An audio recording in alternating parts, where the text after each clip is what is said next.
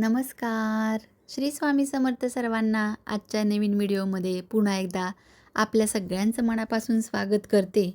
श्रावण महिन्याला 13 तारखेपासून सुरुवात झालेली आहे. यंदा गुरुवारपासूनच श्रावणाची मंगलमय सुरुवात झाली. श्रावण महिना हा तसा व्रत वैकल्याचा महिना. पण या श्रावण महिन्यामध्ये आपण आपल्या मुलांसाठी आणखीन एक आशीर्वादाचा महिना म्हणून म्हणू शकतो. कारण यामध्ये प्रत्येक शुक्रवार हा जरा जिवंतिका अर्थात जिवती देवीच्या पूजेसाठी महत्त्वाचा मानला जातो बरं का. कारण आपल्या संततीच्या सुखसमृद्धीसाठी, चांगल्या दीर्घायुष्यासाठी आणि अखंडित आनंदासाठी, मुलांचे रक्षण करण्यासाठी, त्यांच्या आयुष्यातील संकट दूर करण्यासाठी हे जे आहे व्रत केलं जातं अशी श्रद्धा आहे. श्रावणातील प्रत्येक शुक्रवारी जिवतीची पूजा केली जाते. म्हणूनच यंदा जिवतीच्या प्रत्येक शुक्रवारच्या पूजनासाठी 5 शुक्रवार मिळत आहेत. तर आजच्या व्हिडिओमध्ये हेच आपण पाहणार आहोत. एकदम साध्या सोप्या पद्धतीने कशा प्रकारे आपण पूजा करायची आहे किंवा सगळ्यात पहिल्यांदाच तुम्ही पूजा करता यापूर्वी केली नव्हती तरी देखील अगदी सोप्या पद्धतीने करू शकता. कारण जिवती माता ही मुख्यतः लहान मुलांची जीवनदायिनी देवी आहे.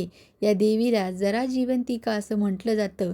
त्यामुळे या व्रताला आपण जरा जिवंतिका व्रत म्हणतो. पण श्रावण महिन्यामध्ये हे का बरं केलं जातं यामागचं कारण पाहणार आहोत. लहान मुलांचं रक्षण करणारी अशी ही देवी श्रावणातील शुक्रवारी पूजा केली जाते. या देवीची भिंतीवर एका गंधाने चित्र काढलं जातं किंवा अलीकडे तर हे छाप मिळतात नागपंचमीच्या नागनरसोबाच्या चित्रामध्ये. हे जरा जिवंतिकेचं चित्र असतंच. तर तिथेच आपण मनोभावे प्रार्थना करून पूजा करायची आहे. आता तुम्ही पहिल्यांदाच व्हिडिओ ऐकताय किंवा यापूर्वीचे शुक्रवार गेले तर जितके शुक्रवार भेटतील तितक्या शुक्रवारी तुम्ही पूजा जरूर करा. संध्याकाळी करायची ही पूजा अगदी साध्या सोप्या पद्धतीने हळदी कुंकू वगैरे वाहून गूळ फुटाण्याचा नैवेद्य दाखवायचा आहे, आरती करायचं आहे आणि आरती केल्यानंतर सर्वांना हाच प्रसाद म्हणून द्यायचा आहे. चला तर मग पुढं जाणून घेऊया की कशी काही ही पूजा करायची आहे. या पूजेसाठी काय लागणारं साहित्य आणि पद्धत. सर्वप्रथम सकाळी लवकर उठून किंवा तुम्ही जॉबला वगैरे जात असताल तर संध्याकाळी केली तरी चालणार आहे ही पूजा. जे चित्र मिळत आहे ते चित्र विकत आणायचं आहे. ते लावायचं आहे पूर्व भिंतीवरती किंवा आपला जिथं देवारा वगैरे आहे तिथं. त्यानंतर हळदी कुंकू अक्षदा फुले वाहून पूजा करायची आहे त्या फोटोची. फुले, आगाडा, दुर्वा, रंगीत कापसाची वस्त्रमाळ अर्पण करायची आहे. तुपाचा दिवा लावायचा आहे. पूजेदरम्यान जिवती देवीची कथा वाचायची किंवा ऐकायची आहे आणि त्यानंतर जो प्रसाद मी सांगितला दूध साखर किंवा गूळ फुटाण्याचा प्रसाद हा अर्पण करायचा आहे. खडीसाखरेचा देखील प्रसाद तुम्ही ठेवू शकता. त्याचबरोबर अनेक ठिकाणी पुरणाचा नैवेद्य दाखवला जातो. अगदी प्रत्येक शुक्रवारीच नव्हे तर एखाद्या महिन्यातल्या शुक्रवारी हा पुरणाचा प्रसाद जरूर दाखवायचा आहे. त्याचबरोबर आजच्या दिवशी मुलांना ओवाळलं जातं. म्हणजेच दर शुक्रवारी जरा जिवतीची पूजा केली की मुलांच्या कल्याणासाठी प्रार्थना केली जाते.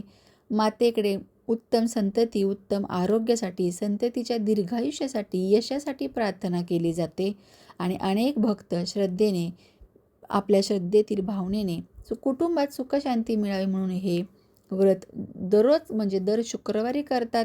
शुक्रवारी जिवती पूजनाबरोबर मुलांना ओवाळण्याची सुद्धा प्रथा आहे. दिवसभरामध्ये तुम्ही कधीही पूजा करा पण संध्याकाळी प्रदोष काळामध्ये सूर्य मावळल्यानंतरच दिवे लागणीच्या वेळेला मुलांना ओवाळायचं असतं. जेव्हा मुलांना ओवाळणार आहात त्यावेळी मुलांना बसण्यासाठी पाट किंवा चौरंग ठेवा. मुलांना बसवताना त्यांच्या डोक्यावर रुमाल वगैरे ठेवा. त्यानंतर मग औशणाचे ताट आहे ते तयार करा आणि त्यानंतर तुम्हाला शक्य असेल तर कणकेचा दिवा बनवा किंवा साधा तुम्ही जे आहे निरांजन घेतलं ते देखील चालणार आहे. देवासाठी जे वापरतात ते तेल त्यामध्ये टाकायचं आहे आणि त्यानंतर मुलांचं औक्षण करायचं आहे. आता हे औक्षण करत असताना आपल्याला हळदी कुंकू वगैरे जसं नेहमीप्रमाणे आपण लावतो अक्षदा या रंगीत अक्षदा करून व्हायच्या आहेत. हळदीच्या किंवा कुंकवाच्या सफेद अक्षदा औक्षण करताना कधीही वापरू नयेत. त्याचबरोबर सोन्याच्या एखाद्या वस्तूने औक्षण करावं, ताट ओवाळावं आणि जिवती मातेला मनोमन प्रार्थना करून आपल्या मुलाच्या यशासाठी, दीर्घायुष्यासाठी प्रार्थना करावी. आता अनेक अनेकांची जी मुलं आहेत ती बाहेरगावी शिक्षणासाठी असतील किंवा नोकरीसाठी बाहेर असतील, तर त्यांनी काय करायचं, तर दिवसभर तुम्ही हे जे पूजन आहे ते पूजा करून घ्यायची आहे.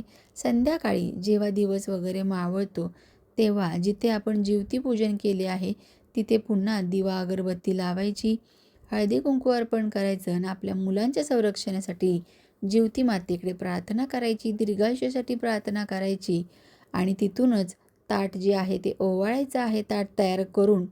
त्यानंतर चारही दिशेला ते ताट आपल्याला फक्त ओवाळायचं आहे. चारही दिशेला थोड्या थोड्या अक्षदा टाकायच्या आहेत. चारही दिशेला जिथे तुम्ही जरा जिवंतिकीचं पूजन केलेलं आहे त्या दिशेला सगळ्यात पहिल्यांदा ओवाळायचं आणि मग नंतर चारही दिशेंना ओवाळायचं आहे. याप्रमाणे तुम्ही सुरुवात करायची आहे.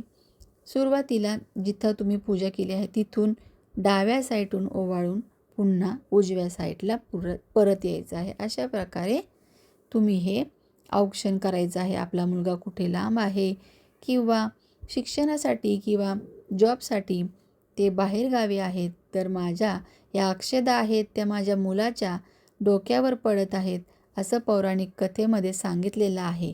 त्यामुळे ही कथा जरूर वाचा, ऐका आणि त्या अक्षदा व ते जी मनापासून केलेली प्रार्थना आहे ती सगळी त्या आपल्या मुलापर्यंत पोहोचते. ज्योती मातेचा आशीर्वाद हा जरूर मिळतो.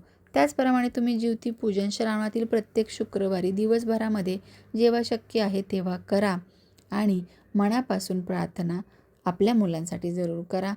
अशा प्रकारे एकदम साध्या सोप्या पद्धतीने कोणतीही किचकट पद्धत न वापरता अशी पूजा जरूर करा आणि तुमचे अनुभव शेअर करा की लहानपणी तुमची आई तुमच्यासाठी हे व्रत करत होती का किंवा तुमचं औक्षण केलं जात होतं का. चला तर पुन्हा भेटू नवीन माहितीसोबत. तोपर्यंत सर्वांना श्री स्वामी समर्थ.